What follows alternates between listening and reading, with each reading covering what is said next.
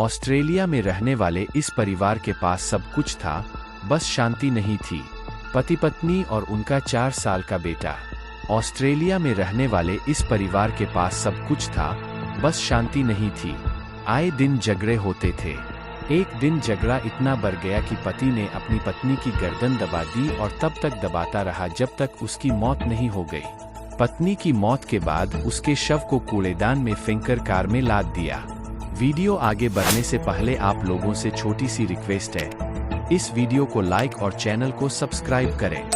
फिर उसे ऑस्ट्रेलिया के जंगलों में फेंकने के लिए 82 किलोमीटर तक कार चलाई, शव को जंगल में फेंक दिया।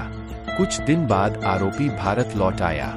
यहाँ आने के बाद वह सीधे अपनी पत्नी के माता पिता से मिलने गया और उन्हें बताया कि उसने उनकी बेटी की हत्या कर दी है। उन्होंने कहा, अपने पोते को अपने पास रखो। आरोपी फिलहाल हैदराबाद में रह रहा है। सेवानिवृत्त कर्मचारी बालीसेट्टी गौड़ अपनी पत्नी माधवी के साथ हैदराबाद के कपड़ा वृंदावन कॉलोनी में रहते हैं। उनकी 36 साल की बड़ी बेटी श्वेता एम फार्मेसी की पढ़ाई के लिए ऑस्ट्रेलिया गई थी। अपने इलाके के अशोक नगर के अशोक राज, उम्र 40, से उनकी बातचीत शुरू हो चुकी थी। अशोक ऑस्ट्रेलिया में सॉफ्टवेयर इंजीनियर था। दोनों अलग अलग जाति से हैं, लेकिन दोस्ती प्रेम प्रसंग में बदलने के बाद दोनों ने 2012 में हैदराबाद में शादी कर ली। यह जोड़ा ऑस्ट्रेलिया के विक्टोरिया राज्य में पॉइंट कुक में बस गया। उनका एक 4 साल का बेटा है, नाम आर्य है। पति पत्नी के बीच अक्सर विवाद होता रहता था।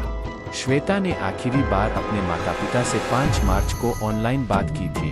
तब उसने अपने माता पिता को बताया कि उसका अपने पति के साथ अक्सर झगड़ा होता था और वह उसके खिलाफ पुलिस में शिकायत दर्ज कराना चाहती थी।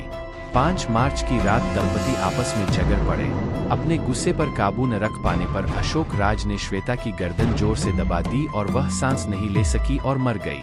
अशोक ने अपनी पत्नी के शव को एक बड़े कूड़ेदान में भर दिया और कूड़ेदान के साथ अपनी कार 82 किलोमीटर तक चलाई और शव वाले कूड़ेदान को बकले में माउंट पोलक रोड पर फेंक दिया।